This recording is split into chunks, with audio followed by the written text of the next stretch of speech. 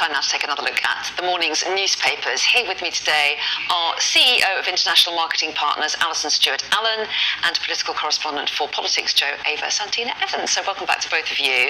And we've dealt with a lot of the front pages in previous hours, so we're diving inside this hour. And Alison, you've picked out a story about retail sales volumes and being surprisingly down over Christmas. Yes, but actually what's interesting is in December, studies and the official stats are saying that retail volumes fell 3.2% in December. However, in November, they went up. And why is that? Because, of course, you have Black Friday deals.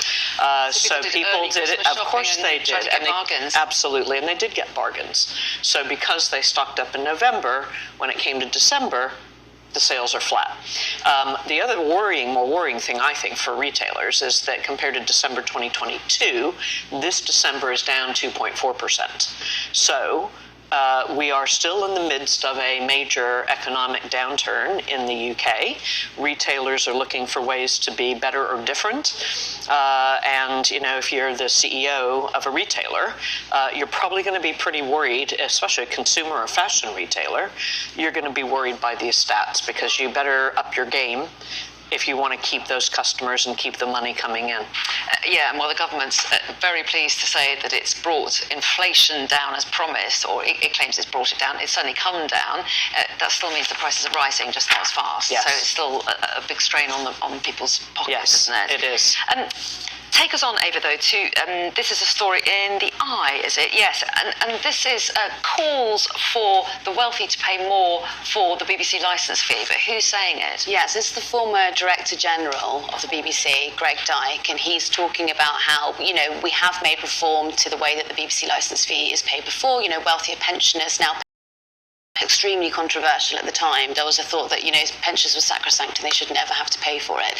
And, you know, those discussions have been happening. He's now suggesting that if you are a wealthier person, then you should contribute more, and then that would mean that people on the lower end of the scale could be alleviated from the cost. Now, it's very expensive. It's, you know, it's £169 a year, which is not very much money if you earn a lot of money. But if you are on the bottom end of the scale, then it is quite a big sacrifice. And, you know, over the past few weeks, we've been seeing a lot of people who've been dragged into court, and some of those testimonials have been released. We've seen those in the papers, and they're heartbreaking. You know, people who are really on the breadline and can't afford to do it, because of course it's a crime not to pay for your BBC licence fee. So this is now going to be looked at by the Culture Secretary, Lucy Fraser. One thing I worry about with this, when the BBC sort of gets mixed in with the Tory government, it does become political. Some government ministers who don't like the coverage are a bit harsher on the BBC than, say, other ministers who do like the coverage. Do you think that comes into it? Because, I mean, it's a huge discussion, isn't it? Because it's a national institution and a much-loved institution. So kind of working out a fair way for people to pay, and so the BBC gets enough money, but it's not too expensive for individuals, is going to be a big debate perennially. Yeah, but the BBC, internationally, is a fantastic asset. You know, if you think about all of the BBC Studios programs that are shown around the world, the BritBox sort of subscription service in the US that's BBC, brings BBC content. So further exploitation of BBC content also outside this country will also help defray, hopefully, that expense. But for the moment, the debate hasn't ended. And interesting, Greg Dyke's intervention on that. Okay, take us, Alison, now to, this is a story in The Guardian about British Gas and the pay of the big execs. It's intriguing. So the head of British Gas, Chris O'Shea, was recently on TV saying that he himself said it's impossible to justify my pay packet. And this is actually the boss of Centrica, is that right? Which owns British Gas. That's correct. Correct.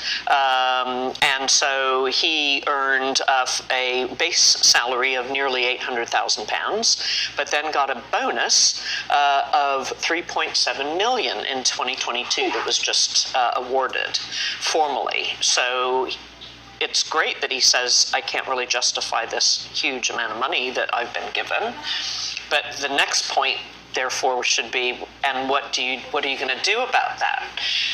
But the article suggests that he's not going to do anything other than keep the money.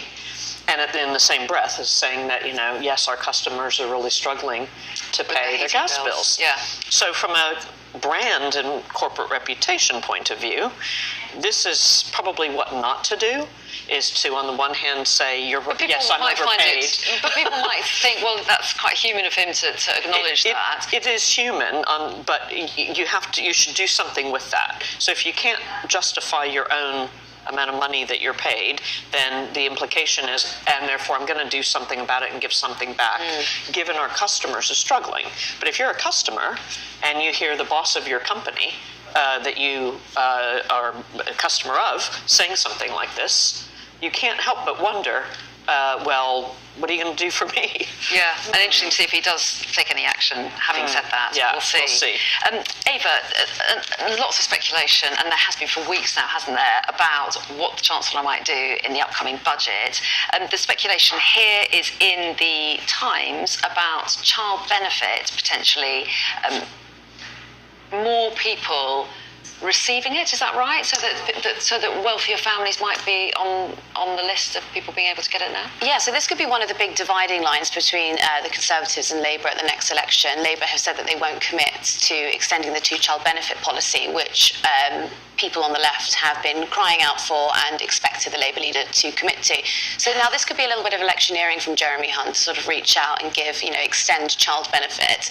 That could really, put the distance between the two of them. But this is going to be in a package of tax cuts that we are expecting to be announced by Jeremy Hunt as we're in the build-up to the election. Of course, backbench Tory MPs have been crying out for tax cuts so that they can go back to their constituents and give them a reason to keep voting for them. But, as we know, tax cuts drive inflation. So, you're kind of between a rock and a hard place there. Well, yeah, and he's already dropped a few hints, hasn't he, this week, saying that if they can afford them, they will do it, but obviously hasn't got all the figures in yet. No. And even the suggestion that he might want to try and get two budgets in before an election. Yeah. Well, I think what's interesting is if there is an election in November, which your colleague suggested earlier today in your programming, that's quite an interesting thing, to have an election 10 days, 7, 8 days after a U.S. election, which I wouldn't think would be too wise, unless you're trying to not get coverage. Well, in terms of people's attention. Yes, and also perhaps the financial markets. Everyone is going to be watching what's going on stateside.